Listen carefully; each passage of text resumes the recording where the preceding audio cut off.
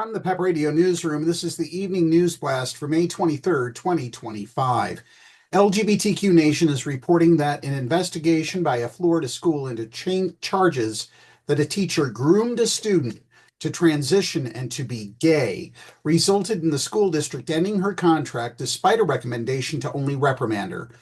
AP English teacher Melissa Calhoun is the first known Florida educator to lose her job because of a 2023 Florida Board of Education rule stating parents must provide written permission before an educator can use any alternative to a student's legal name. The rule is part of a wave of Don't Say Gay legislation and policy enacted in Florida over the last several years. The report was made public through a Freedom of Information Act request by the news outlet Florida Today. In March, Brevard County School Board member Matt Visor was contacted by a parent who accused faculty at Satellite High School of influencing and grooming her daughter to transition and be gay, according to the report. An investigation was launched by school officials who questioned multiple teachers and other staff. Calhoun was the only teacher who admitted to using the teen's chosen name. She had taught the students since 2022 before the rule was enacted. Calhoun immediately expressed willingness to abide by the nickname prohibition and told the student, a 17-year-old senior, dual enrolled at Eastern Florida State College, that she could no longer use it. In subsequent meetings with the lead investigator for Brevard Public Schools, Calhoun said the student did well in class and didn't suffer any behavioral issues, so she didn't have occasion to speak with the parents. She hadn't checked to see if the student had a completed parent permission form, calling it a complete oversight, according to the report. Calhoun said she wasn't using the student's chosen name with any political intent and said she was shocked when she learned she was in violation of school policy. The final report recommended that Calhoun receive a letter of reprimand stating that she had violated 4 separate Florida statutes and policies.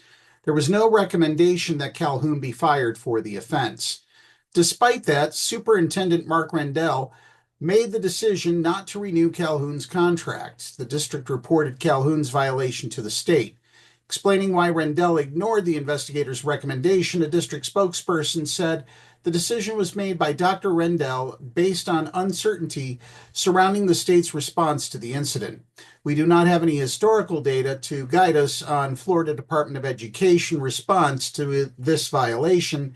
We do not want to start the 2025-2026 school year with a teacher whose license may be revoked by the state. Supporters of Calhoun have been out in force at school board meetings since she was severed in April. She showed up at a meeting herself this week and was given a standing ovation. Retired teacher Bill Perlman's testimony was typical of the outpouring of support.